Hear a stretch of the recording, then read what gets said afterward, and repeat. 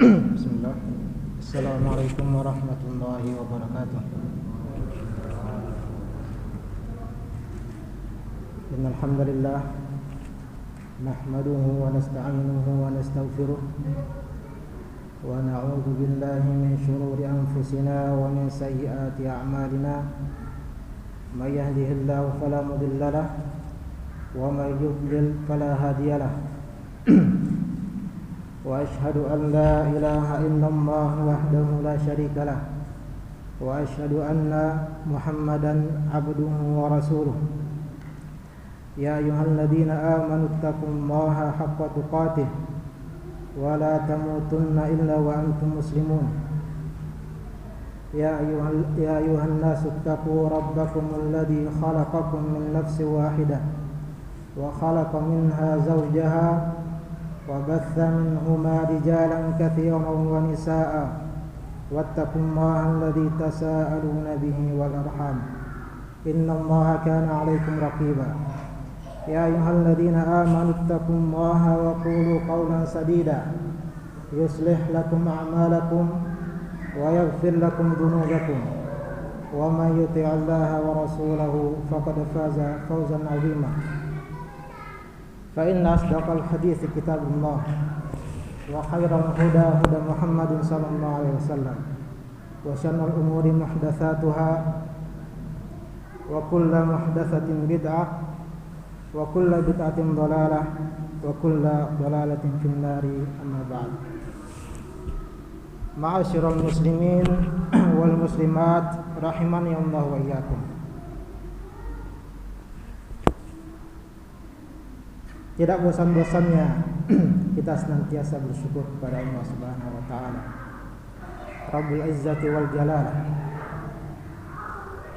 yang pada hari ini kita memasuki tahun 1447 Hijriah. Telah berlalu 1447 tahun setelah Nabi SAW hijrah dari kota Mekah ke kota Madinah. Suaranya jelas, Bapak?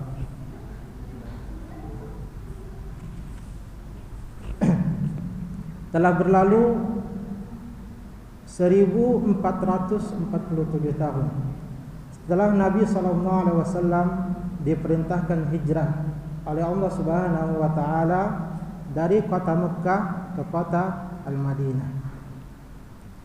Pada hari ini ma'asyiral muslimin, Nabi SAW bersabda, la hijrata ba'dal fath. Setelah Fathu Makkah pada tahun ke-8 Hijriah, tidak ada lagi yang namanya hijrah dari kota Mekah ke kota Madinah. Tidak ada lagi sunnah hijrah kepada Nabi SAW. Akan tetapi ma'asyiral muslimin, hijrah yang hakiki tidaklah pernah berakhir. Berhijrah dari kesyirikan kepada tauhid, berhijrah dari bid'ah kepada sunnah, berhijrah dari kemaksiatan menuju ketaatan kepada Allah Subhanahu wa taala. Semua ini adalah bentuk jihad nafs, bentuk jihad kita melawan hawa nafsu kita, yang mana hijrah ini sampai kapanpun tidak akan pernah berakhir. Maka ma'asyiral muslimin, momen tahun baru Hijriah adalah momen yang mana seharusnya kita bermuhasabah, seharusnya kita menilai dan memperbaiki diri kita, menintrospeksi diri kita masing-masing. Apa yang telah kita lakukan selama setahun yang lalu? Apakah kita istiqomah di jalan tauhid dan sunnah, ataukah banyak sunnah-sunnah Nabi SAW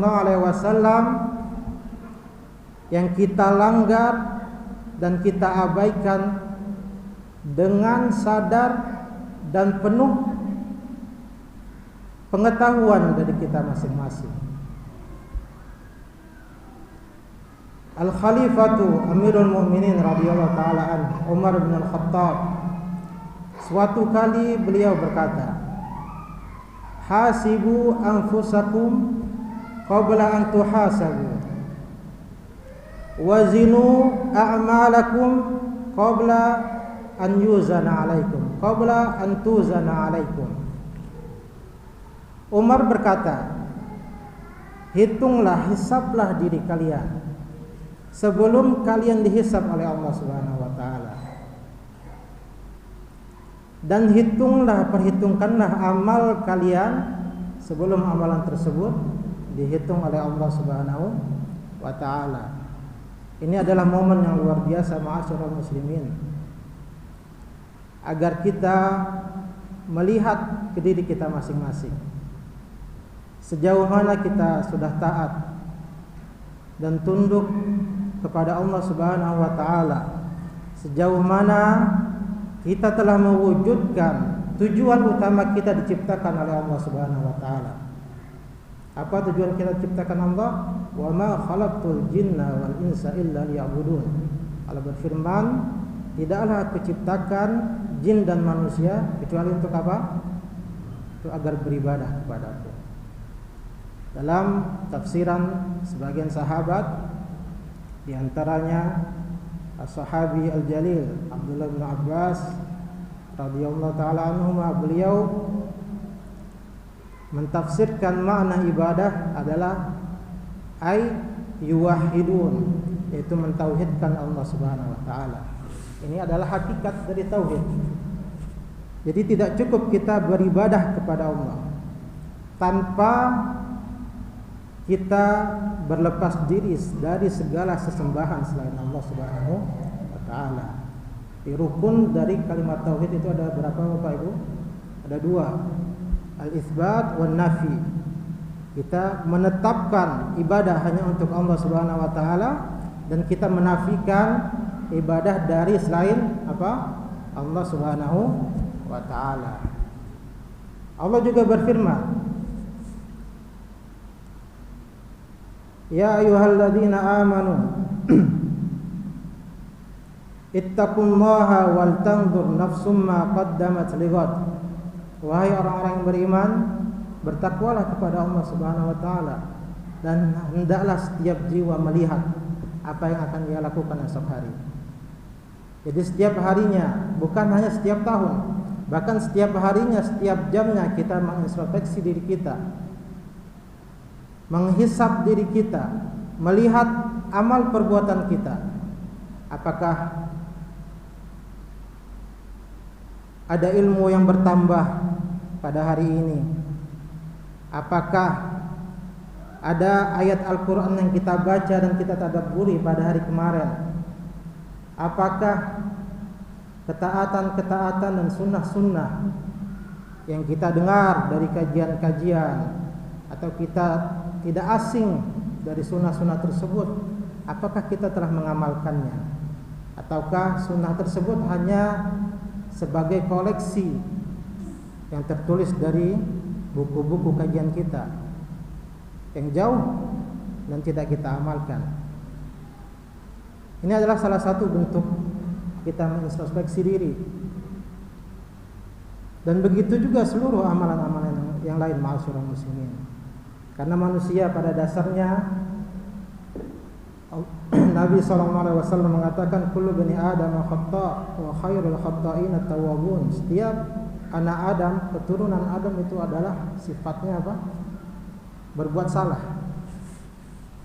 Sebaik-baik orang yang berbuat salah adalah yang banyak bertaubat. Nabi mengatakan at-tawwabun.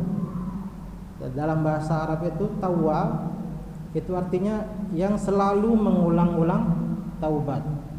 Bukan hanya bertaubat, selalu mengulang-ulang apa? Taubat. Karena pada dasarnya manusia tidak akan terlepas dari namanya kesalahan. Dan ini adalah salah satu bentuk ibadah yang sangat agung kita berikan atau kita lakukan untuk Allah Subhanahu wa taala. Kita berdosa, kita bertaubat.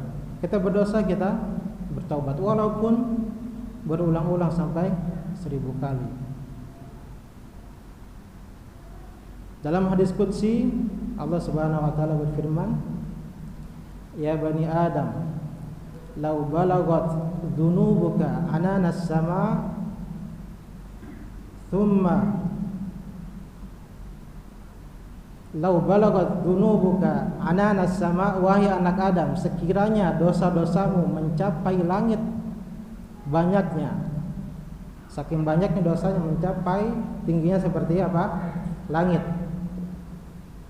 Kemudian engkau meminta ampun kepadaku, la ghafartu lak, kata Allah Subhanahu wa taala, pasti akan aku ampuni.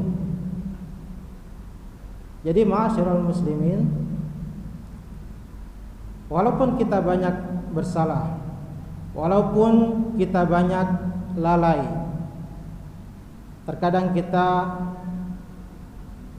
mendahulukan perasaan kita, mungkin cinta kita kepada anak dan istri atau kepada dunia, sehingga kita lalai dari ketaatan-ketaatan kepada Allah Subhanahu wa taala. Kita introspeksi diri dan perbanyak taubat kepada Allah Subhanahu wa taala.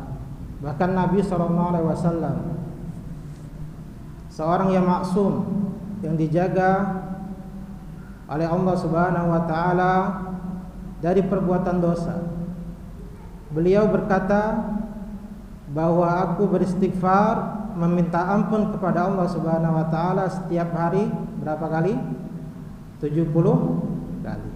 Kalau Nabi SAW, manusia yang maksum, yang dijaga oleh Allah Subhanahu wa taala dari perbuatan dosa, beliau beristighfar setiap hari meminta ampun kepada Allah Subhanahu wa taala sebanyak 70 kali. Bagaimana dengan kita yang penuh dengan dosa-dosa dan kesalahan? Tidak cukup dengan itu, ma'asyiral muslimin. Apakah cukup kita beristighfar banyak-banyak lalu kita menganggap dosa kita sudah diampuni lalu lanjut lagi berdosa? Tidak. Nabi SAW mengajarkan kepada kita bagaimana beliau selain banyak beristighfar juga memperbanyak amal ibadah kepada Allah Subhanahu wa taala.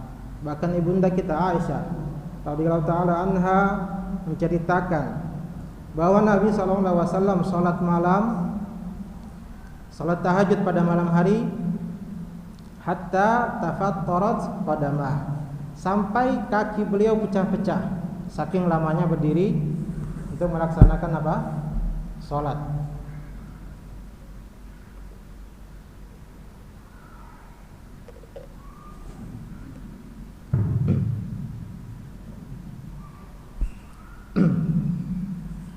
Oleh karena itu, ma'asyiral muslimin, di samping kita bertaubat kepada Allah Subhanahu wa taala dengan lisan kita, hendaknya kita bertaubat dengan amal perbuatan kita. Jika kemarin kita melakukan kesalahan, melanggar larangan Allah Subhanahu wa taala, kita berusaha semaksimal mungkin untuk meninggalkan larangan tersebut. Jika kita lalai dari sunnah-sunnah Nabi SAW, kita berusaha semaksimal mungkin untuk melaksanakan apa? Sunnah tersebut. Nabi SAW dalam hadis yang lain, beliau bersabda, "Iktanim khamsan qabla khams." Manfaatkan 5 perkara sebelum datangnya 5 perkara. Syababaka qabla haramik. Masa mudamu sebelum datang masa tua. Wasihataka qabla saqamik. Masa sehat sebelum datangnya penyakit. Wa ghinaka qabla faqrik. Masa berkecukupanmu sebelum datangnya masa kekurangan. Wa faraghaka qabla syughlik. Masa luangmu, masa lapangmu sebelum datang kesibukan. Wa hayataka qabla mautik. Terakhir, hidupmu sebelum datang kematian. Di 5 hal ini, ma'asyiral muslimin, adalah hal yang selayaknya kita renungkan dan kita aplikasikan dalam kehidupan kita sehari-hari dalam rangka kita menyambut tahun baru Hijriah. Kita menyambutnya dengan ketaatan-ketaatan yang baru. Kita menyambutnya dengan memaksimalkan waktu-waktu kita untuk taat kepada Allah Subhanahu wa taala. Bukan dengan melaksanakan amalan-amalan atau ritual-ritual yang tidak pernah diajarkan oleh Rasulullah SAW. Mungkin di masyarakat kita tidak asing lagi bahwa banyak ritual-ritual keagamaan yang dilaksanakan ketika menyambut tahun baru Hijriah. Padahal Nabi SAW tidak pernah mengajarkan hal tersebut. Ma'asyiral muslimin wal muslimat rahimani Allah wa iyyakum. Pada kesempatan yang mulia ini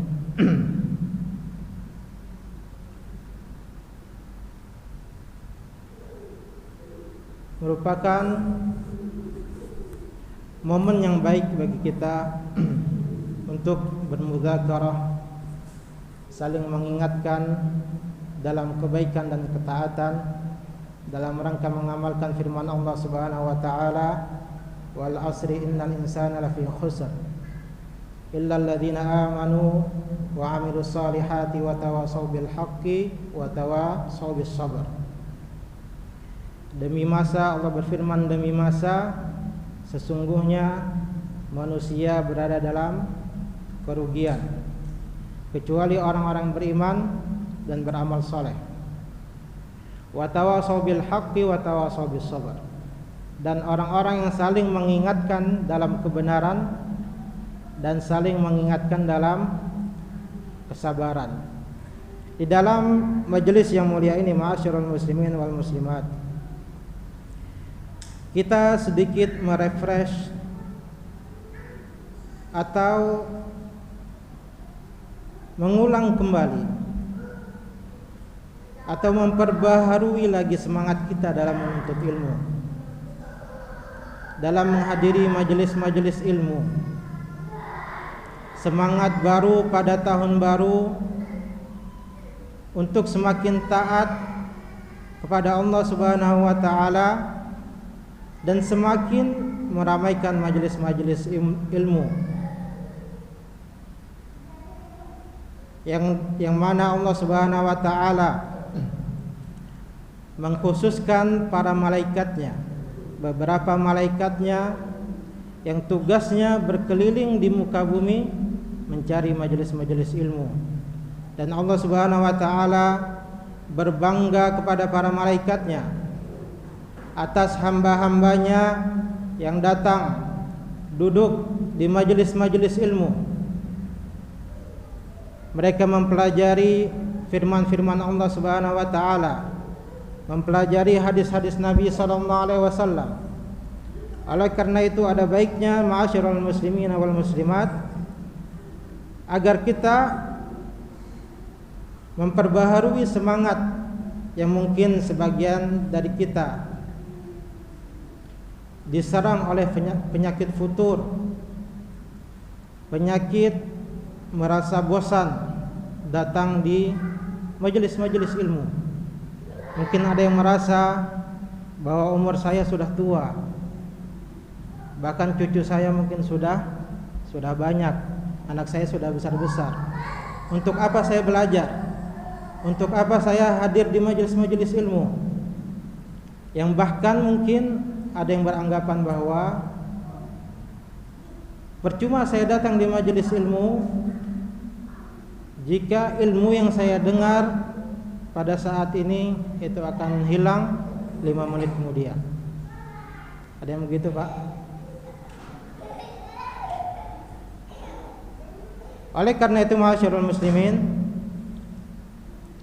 sedikit kita membahas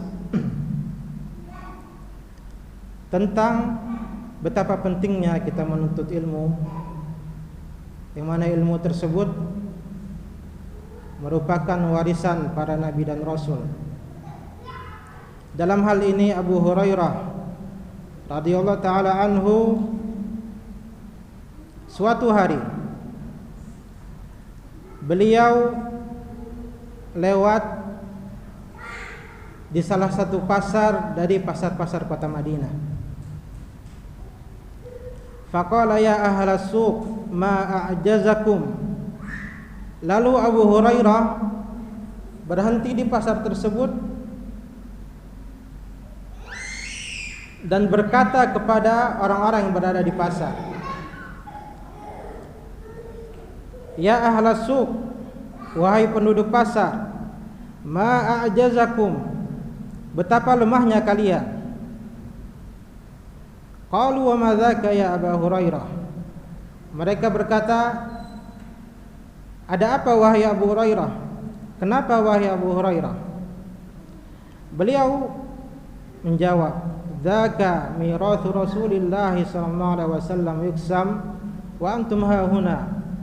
Di sana ada warisan Nabi sallallahu alaihi wasallam dibagikan, tapi kalian malah di sini sibuk di dalam pasar, sibuk melakukan jual beli. Ala tadhhabuna fata'khuduna nasibakum min. Abu Hurairah berkata, tidakkah kalian pergi ke masjid tersebut, ke tempat tersebut, untuk mengambil bagian kalian dari warisan Nabi SAW?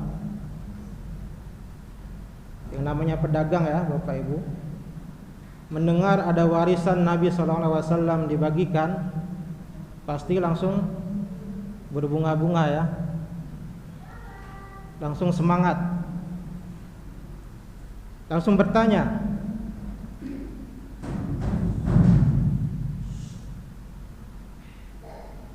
qalu wa ainahu. Mereka berkata, di mana itu wahai Abu Hurairah? Qala fil masjid. Warisan tersebut dibagikan di dalam masjid. Fa kharaju sira'a wa waqafa Abu Hurairah lahum hatta raja'u. Lalu mereka bersegera menuju ke masjid tersebut, ke Masjid Nabawi. Lalu Abu Hurairah berdiri di pasar tersebut menunggu mereka kembali. Setelah mereka kembali, mereka bertanya kepada Abu Hurairah, wahai Abu Hurairah, kami telah mendatangi masjid dan kami telah masuk ke dalamnya, lalu kami tidak melihat suatu apapun dibagi di dalamnya. Abu Hurairah mengatakan bahwa ada warisan Nabi SAW yang dibagikan, tapi orang-orang ini ketika datang ke masjid melihat tidak ada sedikit pun warisan Nabi yang dibagikan di sana. Faqala lahum Abu Hurairah, wa ma ra'aitum fil masjid ahada. Abu Hurairah bertanya, tidakkah kalian melihat satu orang pun berada di dalam masjid? Mereka menjawab, bala, ya, kami melihat ada orang yang salat, dan sebagian yang lain membaca Al-Quran, dan ada sebagian yang lain yatadzakaruna al-halal wal haram, saling bermudzakarah, saling membahas, menuntut ilmu, membahas tentang halal dan haram. Faqala lahum Abu Hurairah, waihakum, fadzaka mirathu Muhammadin sallallahu alaihi wasallam. Lalu Abu Hurairah berkata, celakalah kalian, sesungguhnya itu adalah warisan Nabi sallallahu alaihi wasallam yang dibagikan. Di warisan Nabi sallallahu alaihi wasallam yang dibagikan tersebut adalah apa Bapak Ibu? Adalah ilmu. Mari kita membahas dan mengupas athar yang mulia ini dari Abu Hurairah radhiyallahu taala anhu, yang mana athar ini berdasarkan atas sabda Nabi sallallahu alaihi wasallam, wa innal ulama'a warathatul anbiya, dan sesungguhnya para ulama adalah pewaris para nabi. Wa innal anbiya'a lam yuwarrithu dinaran wala dirhama wa innama warrathu al-ilm. Dan sesungguhnya para nabi tidaklah mewariskan dinar dan dirham, emas dan perak. Wa innama warrathu al-ilm. Dan sesungguhnya mereka hanyalah mewariskan apa? Ilmu. Faman akhadhahu akhadha bihadzin wafir.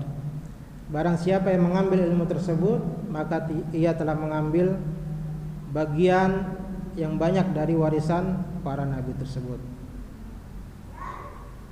Itulah warisan Nabi SAW yang diisyaratkan oleh Abu Hurairah. Warisan yang sampai sekarang masih bisa kita perebutkan. Warisan yang sampai sekarang terbuka bagi kita untuk mengambil warisan tersebut, yaitu adalah apa? Ilmu. Allah Subhanahu wa taala berfirman, "Wa qur rabbi zidni ilma." Dan katakanlah Muhammad, wahai Rabbku, tambahkanlah kepadaku apa? Ilmu. Di para ulama rahimahullah taala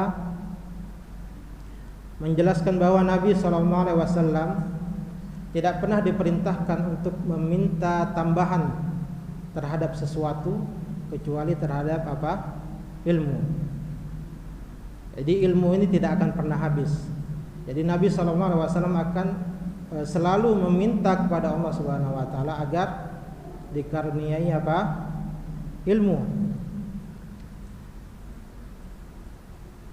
Dari riwayat Abdullah bin Mas'ud radhiyallahu taala an, beliau berkata bahwa Rasulullah SAW bersabda, "La hasada illa fitnatain."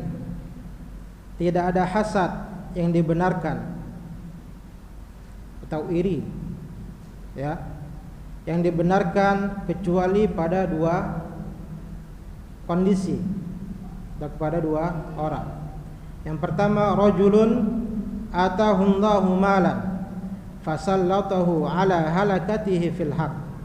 Yang pertama adalah orang yang Allah berikan harta kepadanya lalu ia menginfakkannya di jalan yang benar.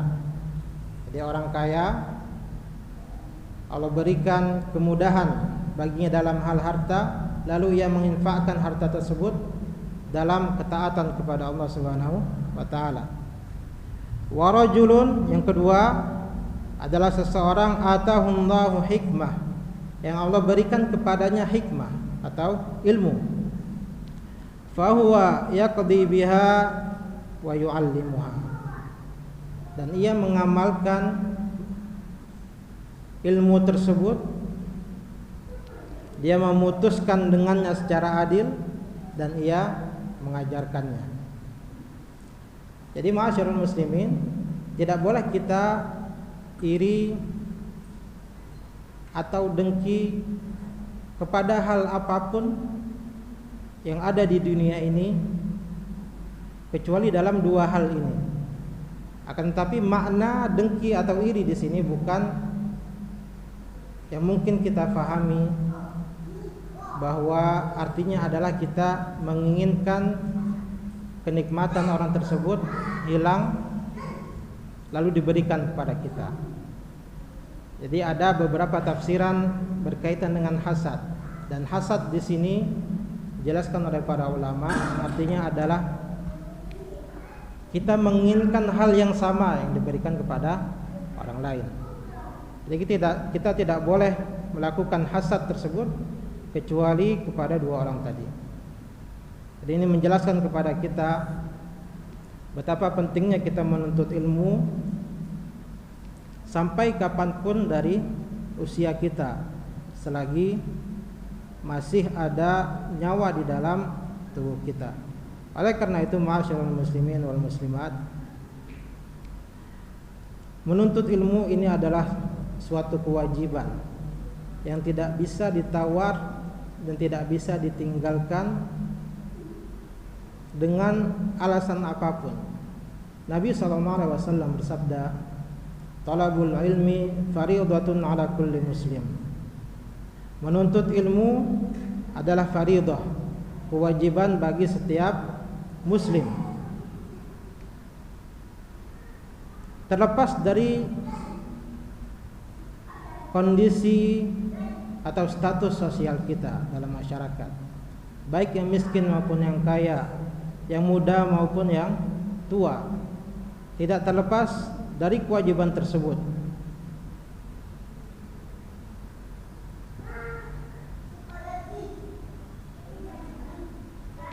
Dalam hadis yang lain Nabi SAW bersabda, kun aliman au muta'allima au muhibban au muttabi'a. Jadilah seorang yang berilmu, seorang yang alim, au muta'alliman, atau orang yang menuntut ilmu, yang belajar, au muhibban, atau orang yang mencintai ilmu dan ahli ilmu, au muttabi'a, atau orang yang mengikuti orang-orang yang berilmu. Wala takunil khamisa fatahlak, dan janganlah menjadi orang yang kelima sehingga engkau akan binasa. Periwayat hadis ini berkata, qultu lil Hasan, aku berkata kepada Hasan, wa mal khamis, siapa yang dimaksud dari orang kelima tersebut? Jadi kita diperintahkan sebagai seorang muslim, kalau tidak menjadi seorang alim, seorang ulama, jadilah orang yang belajar, orang yang menuntut ilmu, atau paling tidak jadilah orang yang mencintai ilmu dan ahli ilmu, atau paling tidak menjadi orang yang mengikuti ahli ilmu. Kita dilarang untuk menjadi orang yang kelima. Siapa orang yang kelima tersebut? Qala al-mubtadi', itu orang yang berbuat bid'ah, itu membuat sesuatu yang baru dalam agama. Dan ma'asyiral muslimin wal muslimat, jika kita membahas tentang ilmu dan keutamaannya, mungkin tidak akan cukup waktu kita selama berhari-hari untuk membahas keutamaan tersebut, karena saking mulianya ilmu. Syaraful ilmi bi syarafil ma'lum, kemuliaan ilmu itu berdasarkan mulianya apa yang dibahas di dalamnya. Ilmu yang membahas tentang Allah Subhanahu wa taala, yang membahas tentang Nabi sallallahu alaihi wasallam, atau membahas tentang agama Islam, adalah ilmu yang paling mulia, karena ilmu tersebut membahas sesuatu yang sangat mulia. Dan para salaf dari sejak zaman Nabi SAW dan orang-orang yang mengikuti manhaj salaf sampai sekarang, semuanya menjelaskan bahwa tidak ada batas usia dalam menuntut ilmu. Para ulama ketika ditanya, sampai kapan engkau menuntut ilmu, mereka pasti menjawab, sampai ajal menjemput. Ibnu Mubarak rahimahullah ta'ala, salah satu ulama besar dalam madhab Maliki, beliau ditanya, ila mata tatlubul ilm, sampai kapan engkau menuntut ilmu? Seorang ulama besar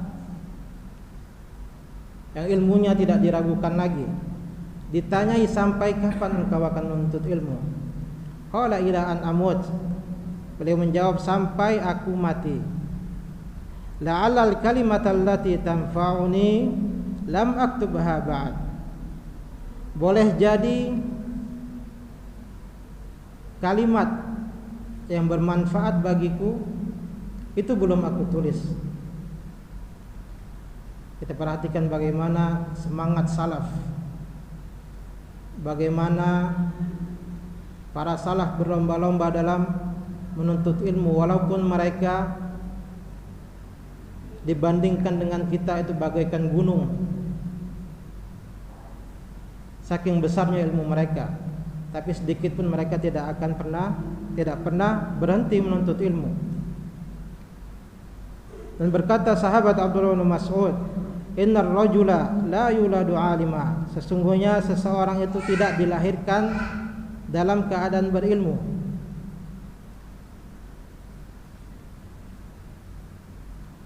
Allah berfirman apa? Wallahu akhrajakum min butuni ummahatikum la ta'lamuna syai'a. Dan Allah mengeluarkan kalian dari rahim ibu-ibu kalian dalam kondisi kalian tidak mengetahui apapun, dalam keadaan apa? Jahil, dalam keadaan tidak berilmu. Wa innama, lalu Ibnu Mas'ud berkata, wa innama al-ilmu bitta'allum. Sesungguhnya ilmu itu datang dengan cara belajar. Ya.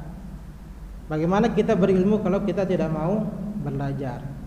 Bagaimana kita mau mengamalkan sunnah kalau kita tidak mau datang ke majelis-majelis ilmu, tidak mau membaca, tidak mau bertanya kepada ahli ilmu? Dan Imam Ahmad bin Hanbal, imamu ahli sunnah. Jadi imam yang dikatakan oleh para ulama sangat besar jasanya dalam mempertahankan sunnah. Bahkan dikatakan sebagai imamu ahli sunnah alal itlaq, yaitu secara absolut merupakan imamnya ahli sunnah. Imam siapa? Ahmad bin Hanbal, salah satu dari imam empat mazhab. Beliau ditanyai, ila mata tatlubul ilm? Seorang Imam Ahmad bin Hanbal yang tidak diragukan keilmuannya dan amal solehnya. Bahkan beliau dikatakan menghafal alfa hadis. Berapa? 2 juta hadis. Seorang Imam Ahmad bin Hanbal yang dikatakan menghafal 2 juta hadis. Beliau ditanya, sampai kapan engkau menuntut ilmu wahai imam? Qala minal mahbarati ilal makbarah. Dari tempat tinta untuk menulis, pena, ya, sampai makbarah, sampai kuburan. Jadi selagi masih hidup, selagi belum masuk ke dalam kuburan, mulai beliau pertama kali belajar menulis, belajar membaca, sudah hadir di majelis-majelis ilmu menuntut ilmu, sampai beliau wafat beliau tidak akan pernah berhenti untuk menuntut ilmu. Dan kisah Imam Ahmad bin Hanbal ini, ma'asyiral muslimin wal muslimat, kisah yang layak untuk kita baca, kisah yang layak untuk kita teladani.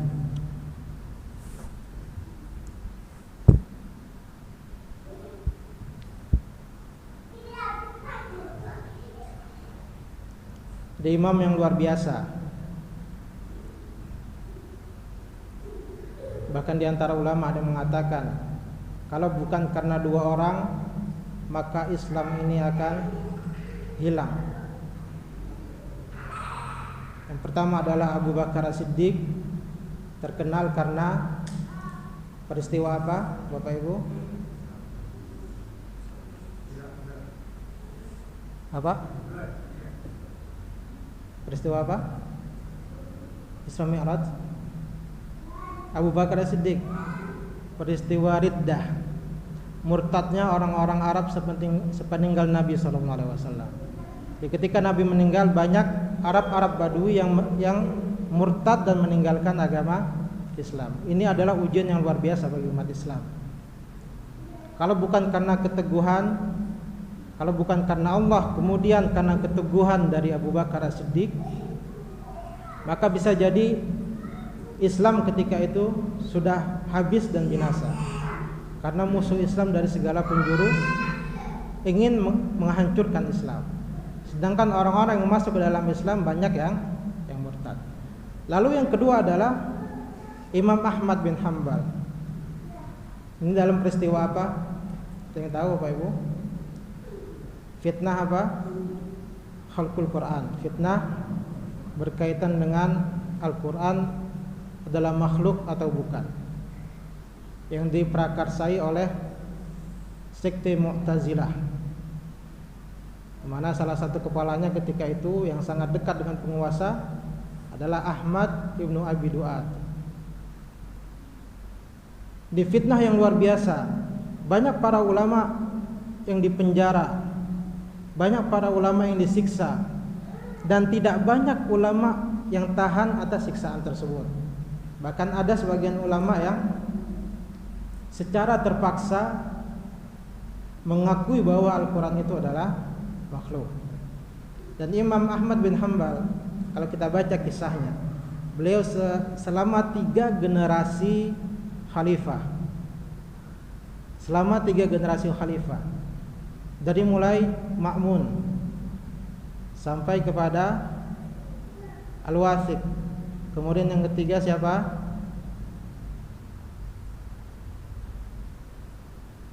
Siapa Pak? Dan ingat? Saya lupa juga. 3 khalifah. Bayangkan kalau dulu ya Bapak Ibu ya, khalifah itu bukan seperti sekarang yang 5 tahun sekali pemimpin, 5 tahun sekali ganti. Kalau dulu sampai meninggal, khalifahnya meninggal baru digantikan dengan putra mahkotanya. Sama seperti sekarang lebih kurang kerajaan Arab Saudi. Jadi bayangkan satu khalifah yang mungkin bertahta belasan atau puluhan tahun, kemudian meninggal, digantikan dengan khalifah yang baru, meninggal lagi, digantikan dengan yang baru lagi, sampai yang keempat barulah fitnah tersebut, khalifah tersebut memihak kepada Imam Ahmad bin Hanbal. Kalau bukan karena Imam Ahmad bin Hanbal keteguhannya, bahkan beliau luar biasa, disiksa, dipenjara, bolak-balik masuk penjara, beliau teguh mempertahankan akidah, mempertahankan kebenaran. Kalau bukan karena keteguhan tersebut setelah taufik dari Allah Subhanahu wa taala, maka bisa jadi ulama menjelaskan, bisa jadi agama Islam yang murni sesuai dengan manhaj salaf itu hilang dari muka bumi ini. Dan ini memang ma'asyiral muslimin sesuai dengan firman Allah Subhanahu wa taala, wa tilkal ayyamu nudawiluha bainan nas. Dan masa-masa kejayaan dan kehancuran itu kami pergilirkan di antara manusia. Jadi kalau kita baca sejarah, ada masa-masa di mana sunnah itu kuat, terutama pada masa Imam Ahmad bin Hanbal. Di pengikutnya ketika itu dikenal dengan Al-Hanabilah, pengikut Imam Ahmad bin Hanbal. Mereka sangat kuat memegang sunnah, berpegang teguh terhadap sunnah dan tauhid. Bahkan orang-orang yang melakukan maksiat, para penyimpang itu terang-terangan diingkari, dan mereka terang-terangan mengingkari dan memerangi bid'ah-bid'ah dan kesesatan yang ada pada zaman itu.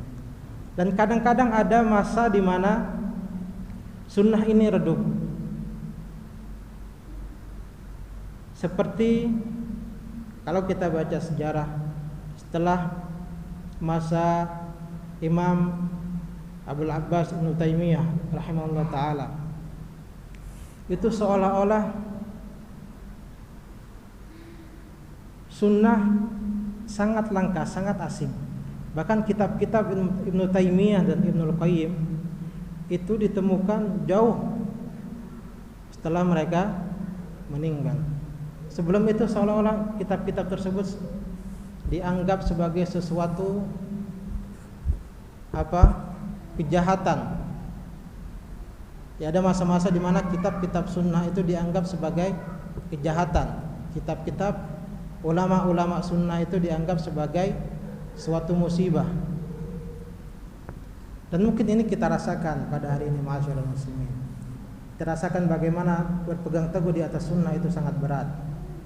Kita merasakan sangat terasing ketika kita mengamalkan sunnah-sunnah Rasulullah SAW.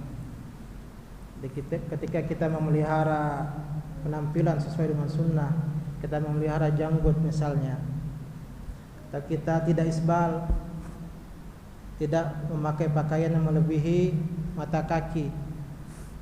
Pasti banyak kita dengar di luar sana orang yang mengatakan jenggotnya panjang seperti kambing, pakaiannya seperti orang kebanjiran.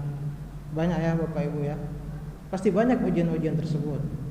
Nabi SAW sabda, "Bada al-Islamu ghariban wa sayaudu ghariban kama bada." Islam itu awal mulanya datang dalam keadaan asing dan akan kembali lagi datang asing kembali. Jadi Nabi itu pertama kali datang asing. Orang-orang menyembah berhala, Nabi berbuat syirik, Nabi mengajak kepada tauhid. Sekarang kita mengajak kepada sunnah, banyak orang-orang yang mengolok-olok. Banyak orang-orang yang malah mengajak kepada bid'ah. Kita mengajak berpegang teguh kepada Alkitab wa sunnah, lalu kita dianggap sebagai orang yang terbelakang, dianggap sebagai orang yang hidup pada zaman batu. Zaman sekarang masih berpegang teguh kepada Al-Quran dan Sunnah. Emangnya kamu siapa? Azan. Baik, Bapak Ibu, kita setelah Isya lanjut lagi. Kita lanjutkan insyaallah setelah Isya. Wallahu a'lam wa sallallahu ala nabiyina Muhammad wa ala alihi washabbihi wasallam. Assalamualaikum warahmatullahi wabarakatuh.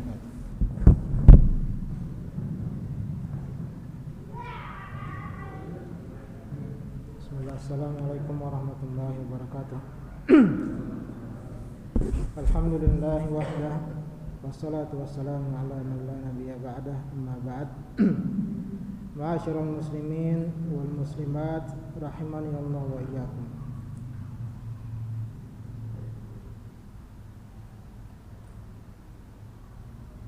Sangat banyak ayat-ayat dan hadis-hadis Nabi sallallahu alaihi wasallam yang menjelaskan keutamaan dan kemuliaan dari ilmu dan menuntut ilmu.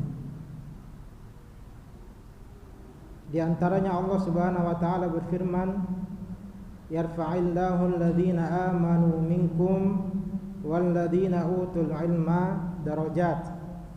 Allah mengangkat orang-orang beriman di antara kalian dan orang-orang yang berilmu beberapa derajat.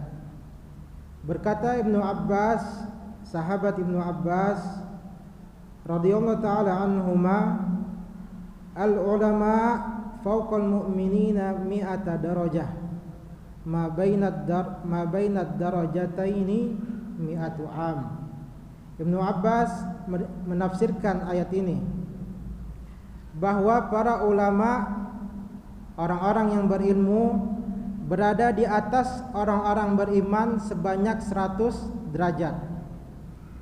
Yang mana jarak antara satu derajat dan derajat yang lain itu adalah mi'atu am, 100 tahun, perjalanan 100 tahun.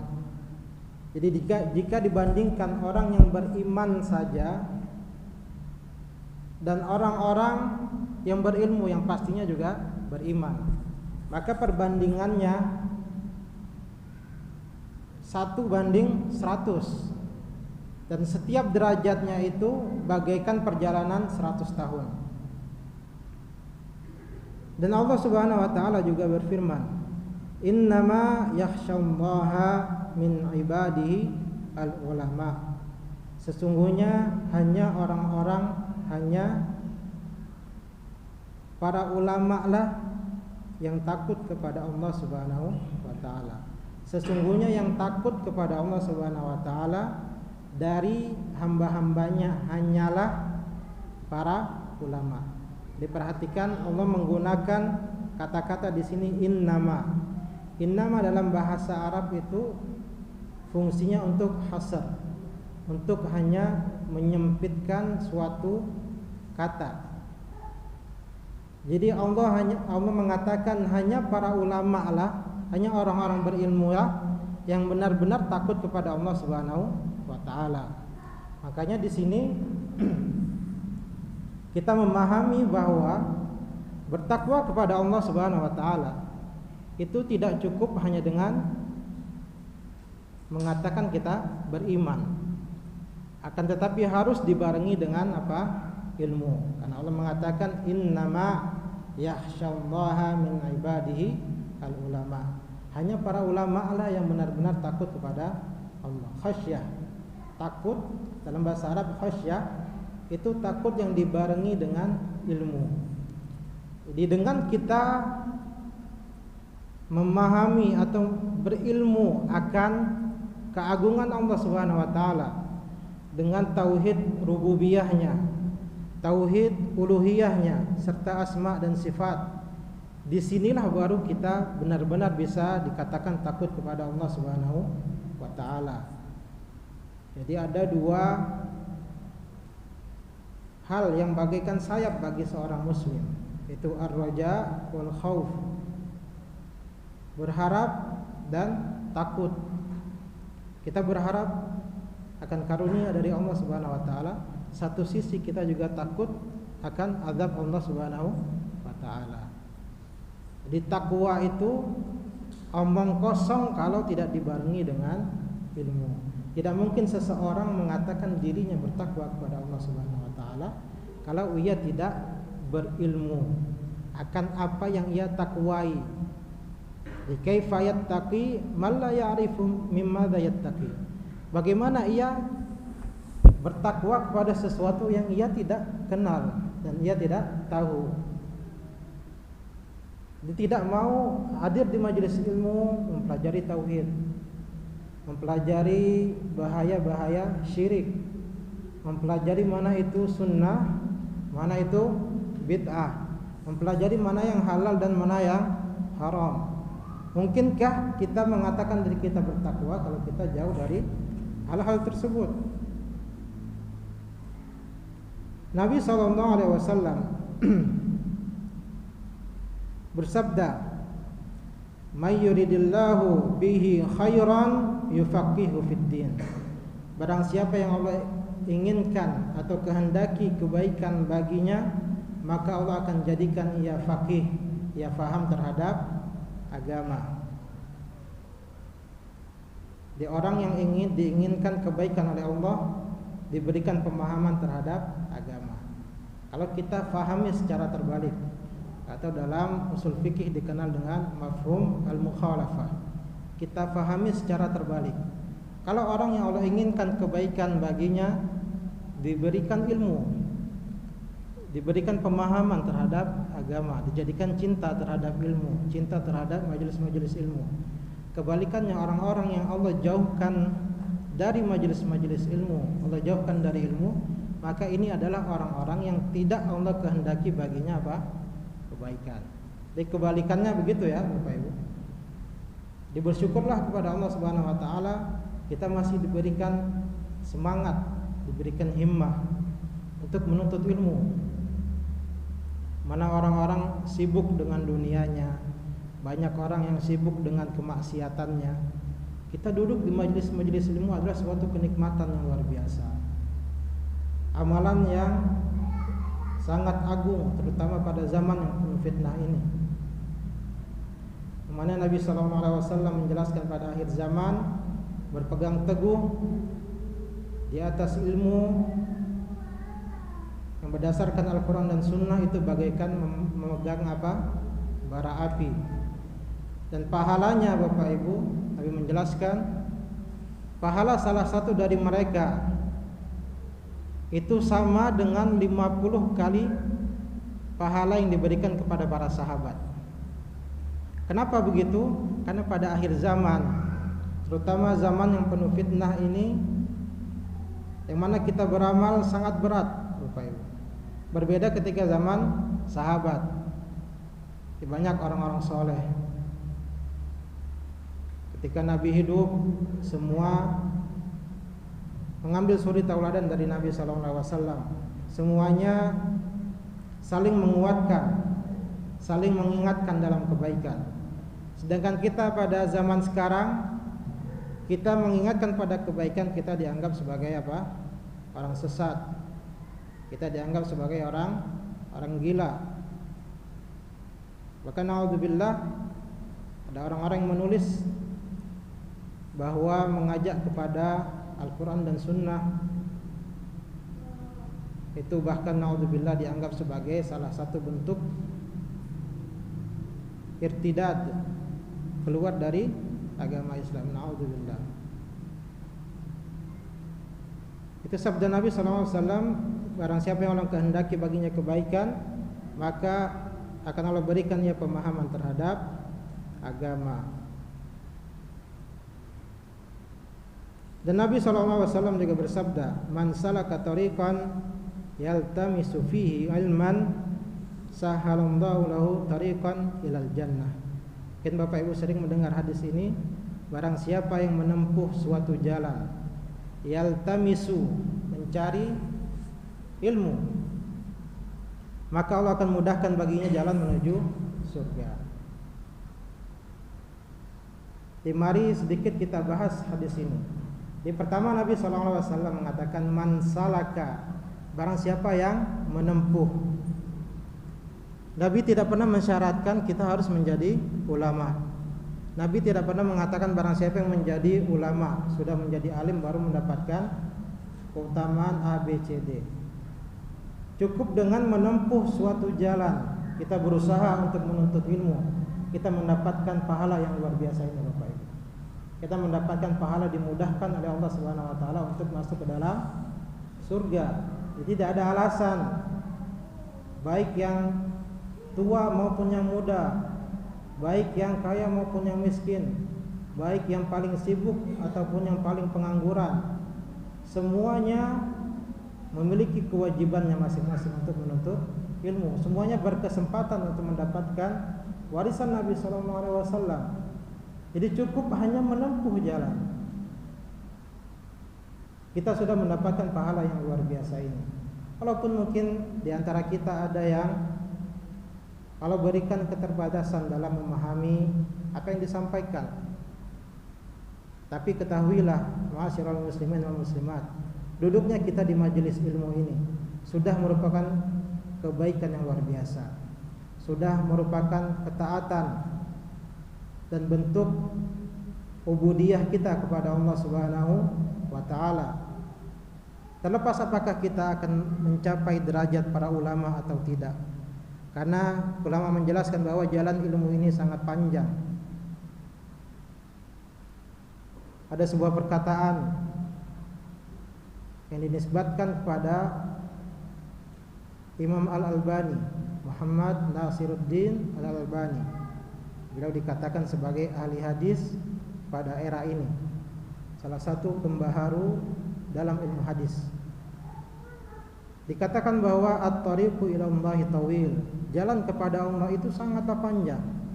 Sama menuntut ilmu ini, jalan menuju Allah ini harus dibarengi dengan ilmu. Kita menuntut ilmu ini tidak akan ada habisnya. Walaupun kita 24 jam, satu kali 24 jam kita menghabiskan waktu untuk menuntut ilmu, tidak akan ada habisnya. Karena ilmu sangat luas. Allah mengatakan wa ma utitu minal ilmi illa qalila. Kalian tidak diberikan ilmu kecuali sangatlah sedikit. Di jalan menuju Allah Subhanahu wa taala sangat panjang. Sedangkan kita berjalan di jalan tersebut bagaikan seekor kura-kura. Jadi bayangkan perjalanan yang panjang tidak ada ujungnya, tapi langkah kita pendeknya seperti apa? Kura-kura. Laisatil ghayatu an nasila ila nihayatit thariq. Tujuannya bukanlah kita ingin sampai ke ujung jalan tersebut. Karena bisa jadi kita putus asa. Kita melihat jalan yang panjang sedangkan kaki kita sangat pendek langkahnya. Kita sudah berpikir di awal kita tidak akan pernah sampai ke ujung jalan tersebut.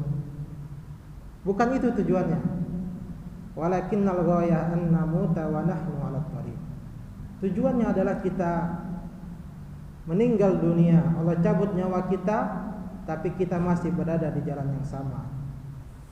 Jangan sampai kita berjalan atau berbelok ke arah yang lain, berbelok ke arah jalan-jalan yang telah disiapkan oleh para syaitan.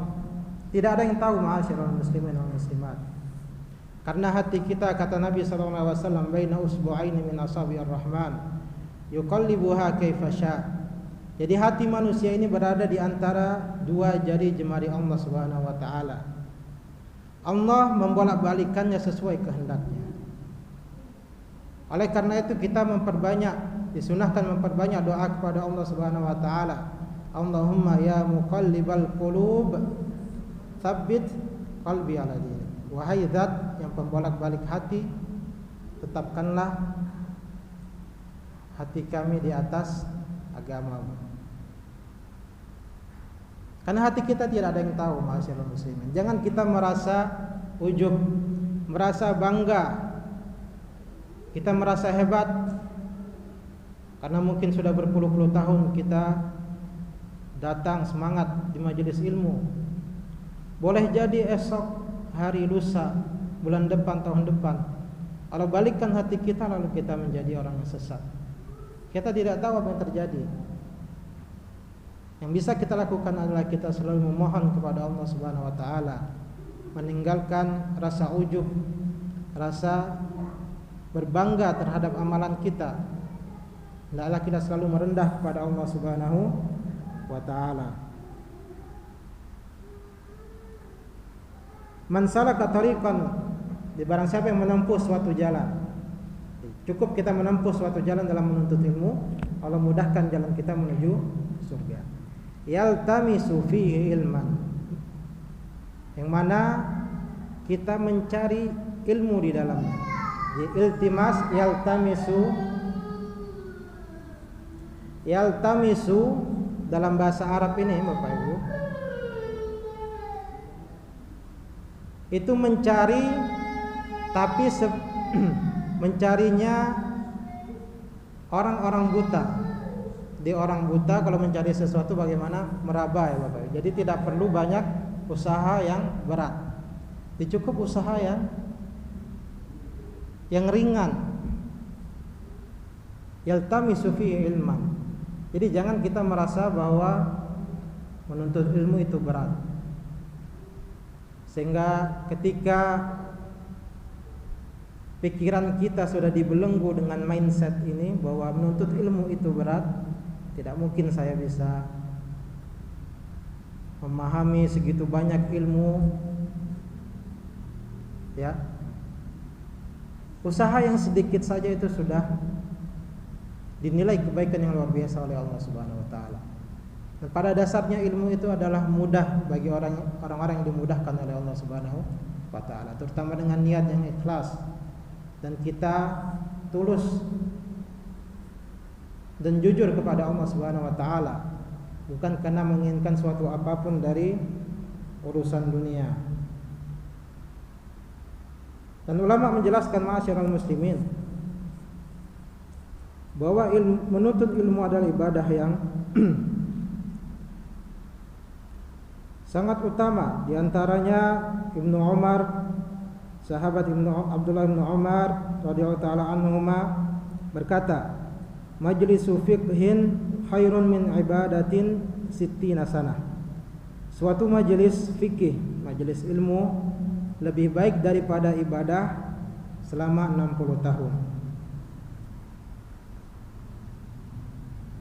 Al-Imam Sufyan Ats-Tsauri dan Al-Imam Asy-Syafi'i rahimahumullah taala berkata, laisa ba'dal faraidi afdala min talabil ilm. Laisa ba'dal faraidi afdalu min talabil ilm. Tidak ada yang lebih utama setelah faraid, setelah amalan-amalan yang wajib daripada menuntut ilmu. Sahabat Abu Dzar dan Abu Hurairah keduanya berkata, babun minal ilmi nata'allamuh, satu bab dari ilmu yang kami pelajari, ahabbu ilaina min alfi rak'atin tatawwu'a, itu lebih kami sukai, lebih kami cintai daripada 1000 rakaat sunnah. Di antara amalan-amalan sunnah yang lainnya, menuntut ilmu adalah puncaknya, Bapak Ibu. Selain menuntut ilmu adalah kewajiban, pada batas tertentu menuntut ilmu adalah kewajiban bagi setiap muslim. Jadi ada hal-hal yang tidak boleh, yang harus diketahui oleh setiap muslim. Di antaranya adalah bertauhid kepada Allah Subhanahu wa taala. Belajar bagaimana tata cara salat, puasa, zakat bagi memiliki harta. Bagi pedagang, belajar hukum-hukum berkaitan dengan jual beli. Begitu juga hukum-hukum yang lainnya. Ada batasan-batasan tertentu, itu hukumnya fardu ain, wajib bagi setiap muslim. Lebih dari itu, hukumnya apa? Sunnah.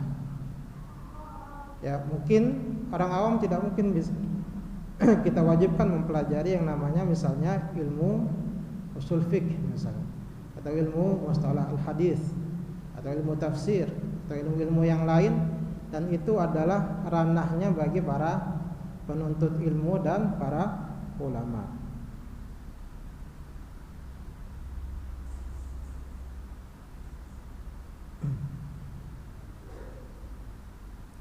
Imam Ahmad rahimahullah ta'ala berkata, An-nasu ilal ilmi ahwaju minhum ila ta'ami wa syarab. Kebutuhan manusia kepada ilmu itu lebih besar daripada kebutuhan mereka terhadap makanan dan minuman. Li'anna ar-rajula yahtaju ila ta'ami wa syarabi fil yawmi marratan aw marratain. Karena seseorang butuh untuk makan dan minum setiap harinya mungkin hanya sekali atau 2 kali. Ini zaman dulu ya Bapak Ibu. Kalau sekarang berapa kali makan? 5 kali Pak. 3 kali makanan pokoknya, camilannya 2 kali. Jadi ulama dahulu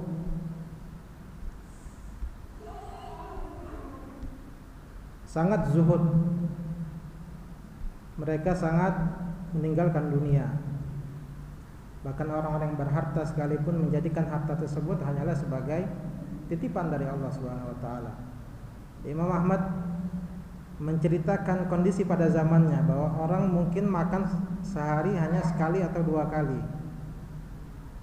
Mungkin Imam Ahmad enggak tahu zaman sekarang orang makan bisa sampai 10 kali. Di dahulu bahkan para sahabat Nabi sallallahu alaihi wasallam, kalau kita baca sirah, sejarah mereka, bagaimana di antara sahabat itu ada yang tidak memiliki pakaian kecuali hanya 1 helai. Bahkan ada salah satu dari mereka yang merupakan pemimpin suatu daerah pada zaman Umar bin Khattab, ditugaskan untuk memimpin suatu daerah. Setiap 1 hari dalam sebulan ia akan menghilang dan tidak melayani masyarakat. Lalu dilaporkan kepada Umar bin Khattab. Lalu beliau menjelaskan bahwa saya tidak memiliki pakaian kecuali hanya 1. Sekali sebulan saya cuci pakaian tersebut, lalu saya jemur dan saya tidak berpakaian. Oleh karena itu saya tidak keluar rumah. Bahkan Nabi SAW diceritakan oleh ibunda kita Aisyah radhiyallahu taala anha, selama 2 bulan dapur beliau tidak pernah atau tidak ada mengepul api di dalamnya. Ditanya apa yang beliau makan selama 2 bulan tersebut, al-aswadain, kata Aisyah, itu kurma dan air. Bayangkan Nabi SAW hidup dengan kurma dan air, dan ini pun dengan kondisi yang sulit begitu pun Nabi SAW mengatakan kepada para sahabat, menegaskan bahwa kenikmatan tersebut akan ditanyai oleh Allah Subhanahu wa taala. Tsumma la tus'alunna yauma idzin 'anil na'im. Sungguh benar-benar kalian akan ditanyakan akan nikmat tersebut pada hari kiamat. Nikmat, kalau kita lihat kondisi para sahabat yang seperti itu, mungkin tidak ada apa-apanya dibandingkan orang yang paling susah di antara kita. Itu pun Nabi mengatakan itu pasti akan ditanya oleh Allah Subhanahu wa taala. Bagaimana kita yang bergelimangan dalam kenikmatan kepada Allah Subhanahu wa taala, tapi kita lupa untuk bersyukur. Bahkan kita, sebagian kita mungkin tidak menunaikan hak Allah Subhanahu wa taala dalam harta-harta tersebut, tidak mengeluarkan zakatnya. Kita lupa hak-hak fakir miskin di dalam harta tersebut. Yang bahkan naudzubillah pada zaman sekarang fenomena yang sangat menyedihkan bagi kita, bahwa orang berlomba-lomba untuk memamerkan kenikmatan yang diberikan oleh Allah Subhanahu wa taala kepada mereka. Sebelum makan difoto, Kalau diupload kemana Bapak Ibu? TikTok, atau apalagi Instagram. Ya. Jalan-jalan, healing-healing, di foto. Kalau guys, kita sedang berada di mana kira-kira? Jadi ini adalah bentuk tidak bersyukurnya kita kepada Allah Subhanahu wa taala. Kenikmatan tersebut tidak selayaknya kita pamerkan di media sosial, yang mana hal tersebut akan melukai saudara-saudara kita yang tidak memiliki nikmat tersebut. Jadi bahkan ada sebagian yang seluruh kehidupannya di rumah diposting ke sosial media. Tidak ada lagi yang namanya privasi. Ya, mungkin kita makan makanan yang nikmat, kita datang ke restoran, kita makan, kita posting, lalu orang-orang melihat bagaimana perasaan orang-orang yang tidak sanggup untuk membeli makanan tersebut. Kita membeli pakaian yang mewah, kita membeli perhiasan, bagaimana perasaan orang-orang yang tidak Allah berikan kesempatan untuk menikmati hal tersebut. Banyak hati-hati yang kita sakiti dengan perbuatan yang mungkin kita hanya mengikuti kebiasaan orang-orang di sekitar kita. Tapi ma'asyiral muslimin, bersyukur kepada Allah Subhanahu wa taala bukan dengan berbangga-bangga dengan kemewahan tersebut, tapi dengan menunaikan hak Allah Subhanahu wa taala dalam harta tersebut.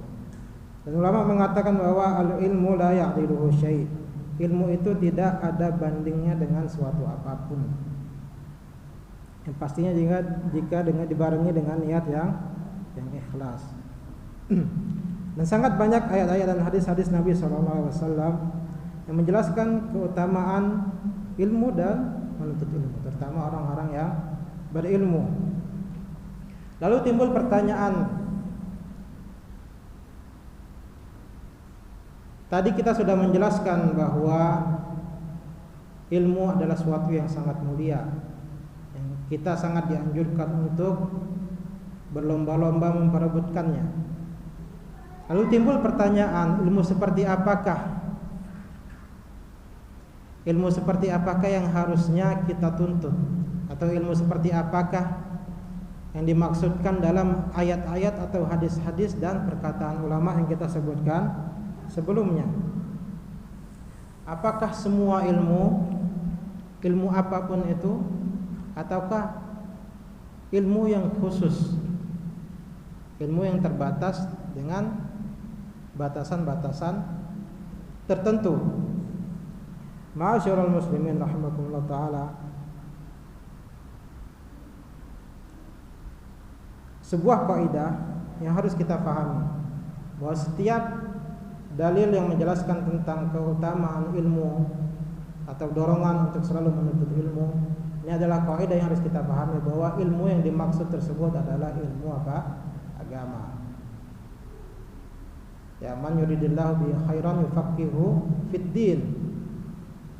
Jadi yang Allah inginkan, kehendak baginya, Allah jadikan ia paham terhadap agama. Jadi ilmu walaupun di dalam teks-teks Al-Quran dan Sunnah itu tidak disebutkan langsung dengan ilmu agama, kan, tapi secara maknanya, kandungan maknanya semuanya mengarah kepada ilmu agama. Karena ilmu agama lah yang mendekatkan diri kita kepada Allah Subhanahu wa taala. Qul hal yastawil ladzina ya'lamuna wal ladzina la ya'lamun. Katakanlah, apakah sama antara orang yang berilmu dan tidak berilmu? Ilmu di sini adalah ilmu agama. Sehingga di sini ma'asyiral muslimin, hendaknya kita menempatkan sesuatu pada tempatnya. Jadi tidak boleh kita samakan ulama dalam agama disamakan dengan ulama dalam ilmu dunia, baik itu dalam misalnya kedokteran, pertanian, dia juga dikatakan sebagai ulama, atau dalam bahasa kita dikenal dengan ilmuwan. Jadi tidaklah sama, walaupun mungkin secara gelar dikatakan doktor, Dalam bidang agama juga dikatakan doktor, dalam bidang yang lain juga dikatakan doktor. Ini hanyalah gelar-gelar duniawi yang sedikit pun tidak menunjukkan ilmu yang dimiliki oleh pemilik gelar tersebut. Boleh jadi ada orang memiliki gelar yang luar biasa tingginya sampai profesor, tetapi ia lebih jahil daripada Abu Lahab berkaitan dengan makna tauhid. Bisa jadi di gelar-gelar tersebut hanyalah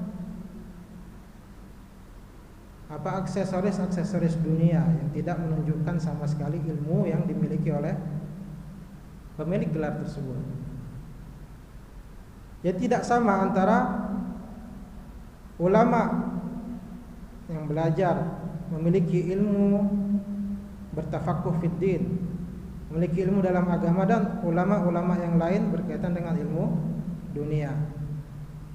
Jadi banyak dari kita yang kalau mendengar atau bertemu dengan dokter dalam urusan kesehatan, kita luar biasa menghormati dokter tersebut, sangat membanggakannya. Jadi para bapak-bapak, para ibu-ibu biasanya kalau calon mantunya dokter itu luar biasa ya Bapak Ibu ya. Itu tanpa ditanya-tanya langsung diterima. Kenapa? Karena kita melihat sisi dunianya. Ia memang berilmu dalam ilmu kesehatan, tapi lebih mulia ulama yang fakir, ya tidak memiliki harta, akan tapi ia bertafaqquh fid din, ia faham akan agama, ia mengajarkan Al-Quran, mengajarkan sunnah Nabi SAW. Ini lebih mulia daripada orang-orang yang mempelajari ilmu-ilmu yang lain. Imam Ibnul Qayyim rahimahullah ta'ala berkata, al-ilmu qala Allahu qala rasuluhu qala sahabatuhum ulul irfani. Ibnul Qayyim berkata, ilmu itu adalah, definisi dari ilmu adalah qala Allah berfirman, qala rasuluhu, Rasulullah SAW bersabda, qala sahabatu, dan para sahabat berkata, mentafsirkan, memahami ayat-ayat dan sunnah-sunnah Nabi SAW. Ini adalah definisi dari ilmu. Di setiap ilmu yang tidak dilandasi di atas Al-Quran dan Sunnah serta pemahaman para sahabat Nabi SAW, ini dikatakan tidak bisa dikatakan sebagai ilmu. Nabi SAW bersabda, sebagaimana diriwayatkan oleh Imam At-Tirmidzi rahimahullah ta'ala dan yang lainnya, wa sataftariqu hadhihi al-ummah ila 73 firqah kulluhum fin nari illa wahidah. Umat ini akan terpecah belah menjadi 73 golongan, semuanya termasuk penduduk neraka, illa wahidah, kecuali satu golongan, kata Nabi sallallahu alaihi wasallam. Qila man hum ya Rasulullah, dikatakan siapa mereka wahai Rasulullah? Qala man ana alaihi wa ashabi, orang-orang yang berada di atas jalanku dan para sahabatku. Ini menjelaskan bahwa ilmu dari Al-Quran dan Sunnah tidak cukup kalau hal tersebut tidak sesuai dengan pemahaman para sahabat Nabi SAW. Kenapa begitu? Karena Al-Quran sendiri, ma'asyiral muslimin wal muslimat, multi tafsir. Terkadang ada yang namanya multi tafsir, bisa dimaknai dengan berbagai makna. Terutama kita orang Indonesia tidak mengerti bahasa Arab. Kita membaca terjemahan Al-Quran, lalu kita mencoba memahaminya dengan budaya yang kita miliki. Padahal mentafsirkan Al-Quran banyak ilmu-ilmu yang harus difahami, terutama tata bahasa Arab.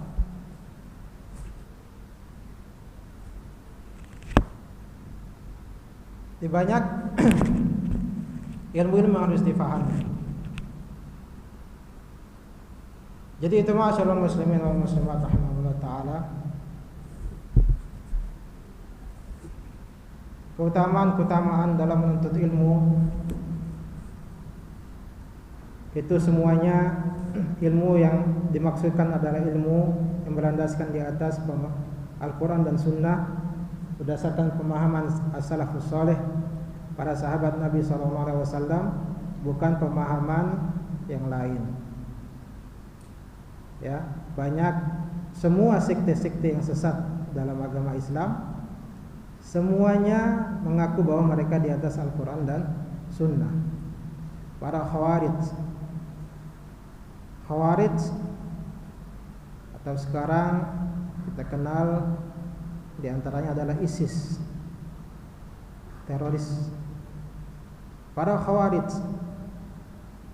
yang menentang pemimpin yang sah, pemimpin yang syar'i, yang memberontak kepada pemimpin yang syar'i.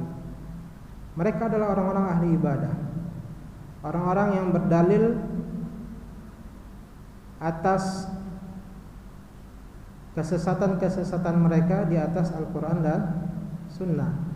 Tetapi Al-Quran dan Sunnah versi pemahaman mereka, bukan pemahaman para sahabat Nabi SAW. Ini adalah manhaj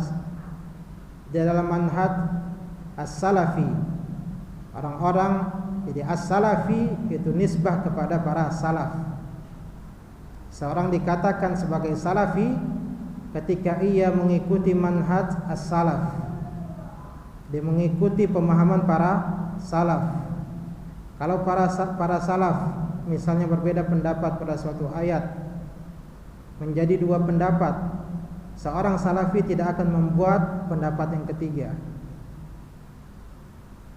Ketika ada tiga pendapat, seorang salafi yang mengikuti para salaf tidak akan membuat pendapat yang keempat. Inilah manhaj yang jelas, ma'asyiral muslimin rahimakumullah ta'ala. Seorang salafi tidak ada yang namanya sembunyi-sembunyi, tidak ada namanya majelis-majelis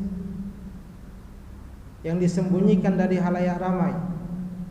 Manhaj kita jelas, kitab-kitab kita jelas, dasar-dasar kita beragama semuanya jelas. Tidak ada yang perlu dimalukan. Kalau orang bertanya apakah engkau salafi, jadi Syekh Saleh Al-Syekh, beliau adalah cucu dari Syekh Muhammad bin Abdul Wahab. Sebelumnya adalah Menteri Agama di Kerajaan Arab Saudi. Beliau sampai sekarang masih hidup, salah satu ulama senior yang berada di Kerajaan Arab Saudi. Ketika ditanya, bagaimana saya menjawab kalau saya ditanya kalau saya adalah kamu salafi atau bukan? Katakan ana salafiyun wa aftakhir. Katakanlah saya seorang salafi dan saya bangga. Jadi jangan takut ketika orang menanyakan apakah kamu salafi, katakan saya salafi. Apa masalahnya? Ketika kita mengikuti salaf adalah kemuliaan, bukan suatu kehinaan. Kita mengikuti Abu Bakar, Umar, Uthman, Ali dan sahabat-sahabat yang lain yang semuanya ditazkiyah oleh Rasulullah SAW, ditazkiyah oleh Allah dan Rasulnya, yang mana Nabi SAW diantaranya mengatakan, la tasubbu ashabi, janganlah kalian mencaci maki sahabatku. Fa wallahi,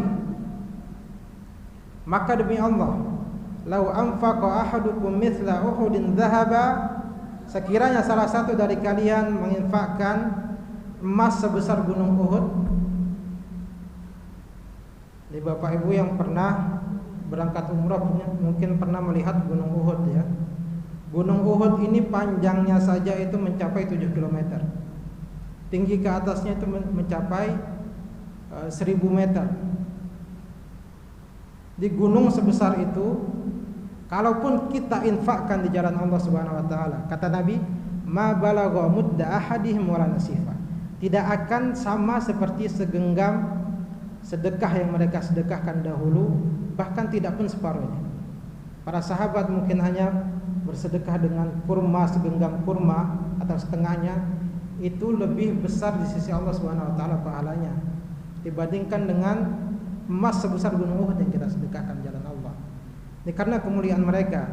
Maka dalam ilmu hadis, ketika seorang sahabat meriwayatkan hadis, itu tidak dicari tahu tingkat hafalannya atau tingkat agamanya. Di dalam ilmu hadis itu periwayat semuanya diteliti. Kepribadiannya, apakah orangnya jujur, apakah hafalannya kuat. Tidak cukup orangnya jujur, kalau hafalannya lemah itu ditolak oleh para ulama. Berbeda dengan para sahabat, kalau ia benar-benar seorang sahabat, maka tidak akan ada yang menanyakan apakah ini hadisnya diterima atau tidak. Kalau jalur yang sampai kepada para sahabat itu sahih, tidak ada cacat di dalamnya, baik yang cacatnya jali besar ataupun yang samar-samar, itu tidak akan ditanyakan sahabat ini hafalannya kuat atau tidak, agamanya baik atau tidak, jujur atau tidak. Tidak akan ada yang menanyakan seperti itu. Inilah para sahabat Nabi SAW. Inilah para as-salaf, yang kita berbangga bernisbah kepada mereka, intisab kepada para salaf. Kita mengambil suri tauladan daripada mereka, terutama salah satunya ada dalam menuntut ilmu. Kalau kita baca kisah-kisah mereka, kisah-kisah para ulama, di antara para sahabat ada yang melakukan safar yang jaraknya ribuan kilometer hanya untuk mendengar satu buah hadis. Imam Ahmad rahimahullah ta'ala, beliau mengelilingi berbagai negara hanya dalam rangka menuntut ilmu. Bayangkan dahulu tidak ada fasilitas seperti kita sekarang. Tidak ada pesawat, tidak ada kereta api, motor, bahkan sepeda pun tidak ada. Paling kencang dahulu apa? Naik onta. Apalagi para ulama, itu kebanyakan adalah orang-orang yang fakir. Ya, mereka menuntut ilmu dalam keadaan fakir. Banyak yang berjalan kaki, ratusan bahkan ribuan kilometer mereka berjalan kaki hanya untuk mendengar satu buah hadis. Hasilnya ma'asyiral muslimin adalah ulama-ulama yang sampai sekarang nama-nama mereka masih kita sebut, masih kita doakan. Kita menyebut Imam Ahmad selalu kita katakan rahimahullah, semoga Allah merahmatinya. Kita baca kitab-kitab karangan mereka. Siapa yang tidak mengenal Sahih Al-Bukhari, Sahih Muslim, kitab yang paling sahih setelah kitabullah, yang itu dipelajari sampai sekarang, bayangkan pahalanya yang luar biasa yang mengalir kepada mereka. Man dalla ala khairin falahu mithlu ajri fa'ili. Barang siapa yang menunjukkan kepada suatu kebaikan, maka baginya pahala orang yang mengamalkannya. Ini salah satu kemuliaan dari ilmu. Pahalanya itu tidak akan pernah putus. Jadi salah satu amalan yang tidak pernah putus ketika seseorang meninggal apa? Ilmun yuntafa'u bih, ilmu yang bermanfaat. Walaupun kita ma'asyiral muslimin, kita merasa kita mungkin tidak akan bisa mencapai derajat para imam atau para ulama tersebut,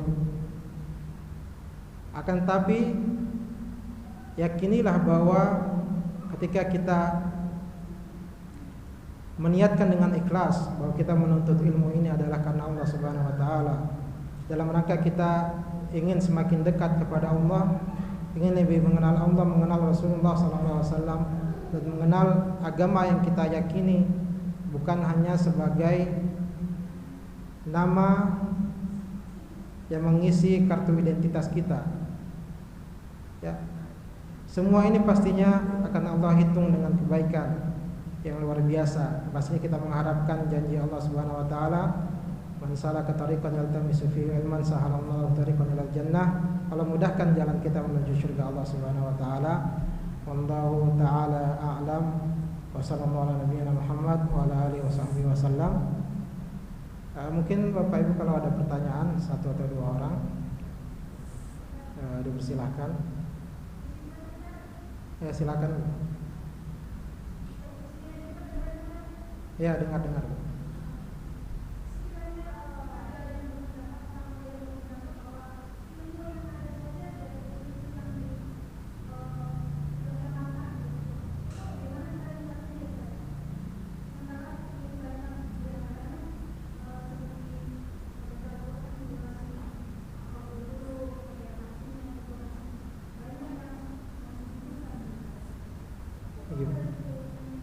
Gimana? Ada yang dengar Bapak?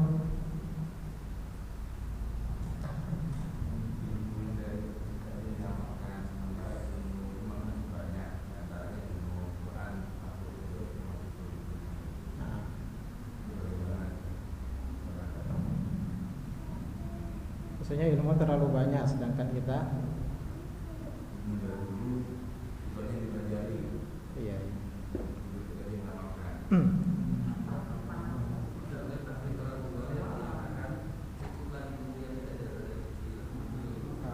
Maksudnya ilmu yang sudah kita pelajari sudah cukup.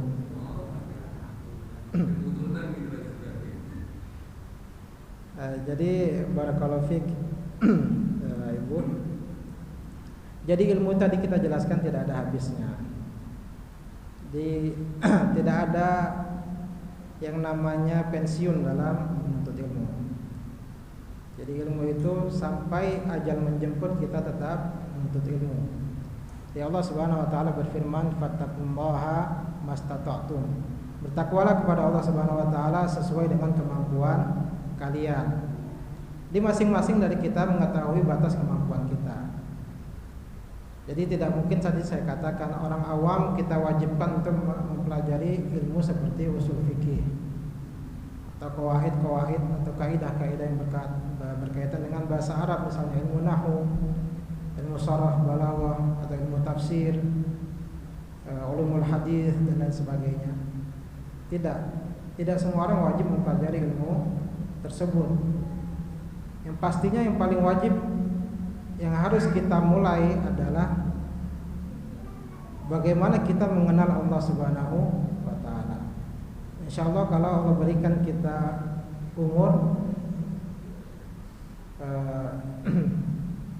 malam Kamis di SP3 banyak. Malam Kamis insyaallah akan kita lanjutkan pembahasan kita pada malam hari ini berkaitan dengan kaidah-kaidah atau aturan-aturan dalam menuntut ilmu. Di malam ini sebagai muqaddimah, insyaallah nanti akan kita bahas bagaimana manhaj salaf dalam kita menuntut ilmu. Ilmu sangat banyak, tidak mungkin semuanya bisa kita gapai. Kan tapi semampu kita. Kalau kita sekarang membaca Al-Qur'annya masih belum baik, huruf-hurufnya masih belum ditegakkan dengan baik, kita belajar membaca Al-Quran. Jangan malah kita sibuk mempelajari tafsir, kita baca semua kitab-kitab tafsir, tidak mengerti bahasa Arab, tidak mengerti ilmu fikih, usul fikih dan lain sebagainya. Kita sibuk mencari ilmu yang kita tidak sampai di derajat tersebut. Kita menuntut ilmu sesuai dengan kemampuan kita masing-masing. Bahkan kalau kita tidak sanggup datang ke majelis ilmu karena saking sibuknya atau karena ada hal-hal yang menghalangi udzur-udzur syar'i, silakan banyak media-media yang lain. Kita bisa melihat di YouTube misalnya, atau mendengar radio, atau mendengar di TV. Banyak wasilah-wasilah yang memudahkan kita dalam menuntut ilmu. Seperti itu, Bu.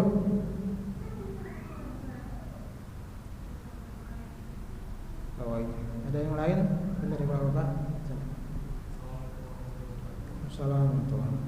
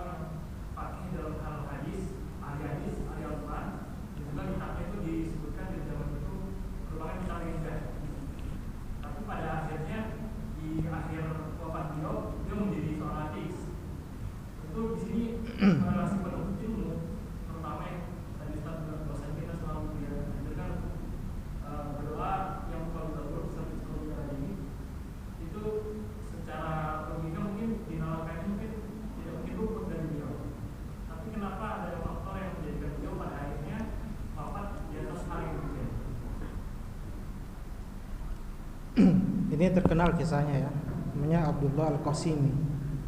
Beliau dahulu adalah salah satu bisa dikatakan ulama yang sangat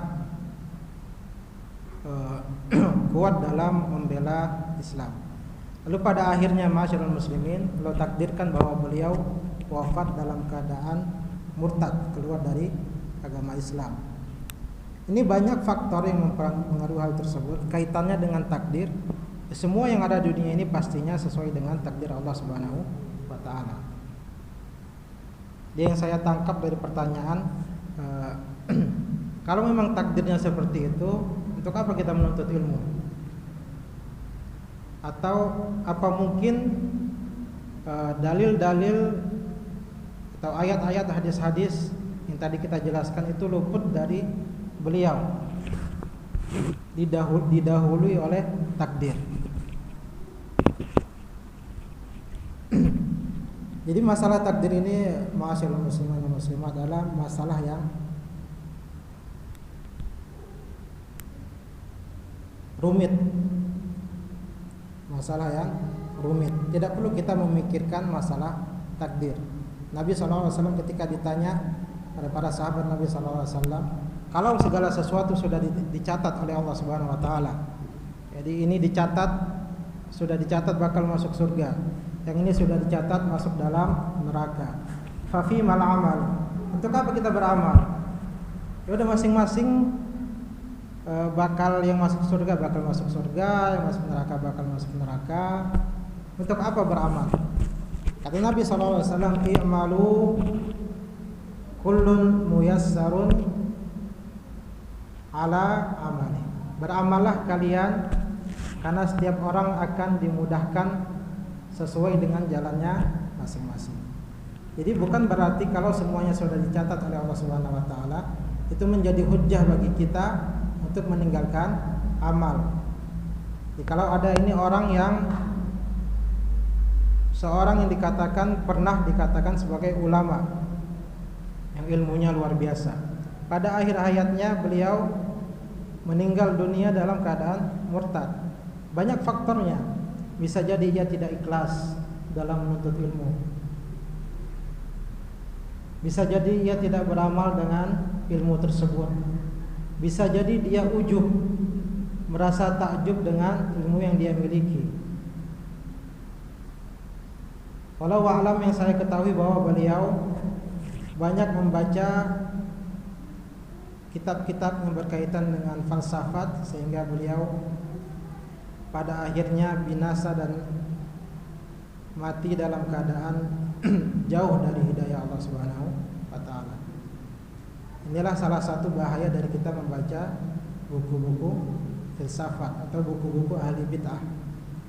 Di para salaf dahulu mengajarkan kepada kita agar menjauhi duduk bersama dengan ahli bid'ah, apalagi belajar dari mereka, apalagi membaca kitab-kitab mereka. Karena kita tidak tahu, hati kita bisa jadi tertarik dengan syubhat-syubhat yang diberikan oleh para ahli bid'ah. Bahkan di antara para ulama, ketika sakit dikunjungi oleh salah satu ahli bid'ah ketika itu, beliau menolak bahkan mendengar satu ayat pun dari ahli bid'ah tersebut. Bayangkan, ahli bid'ah ini ingin membaca ayat, bukan ingin menjelaskan bid'ah-bid'ah beliau. Yang ingin dibacakan adalah ayat. Ulama tersebut menolak, walaupun satu ayat, aku tidak ingin mendengar ayat tersebut dari ahli bid'ah tersebut. Ini adalah bentuk kita menjaga hati masyarakat muslimin, apalagi membaca kitab-kitab yang memang tidak direkomendasikan oleh para ulama, ya. Yang bisa jadi ketika kita membaca kitab tersebut banyak syubhat-syubhat yang menempel di hati kita, kita tidak sanggup untuk mengeluarkannya.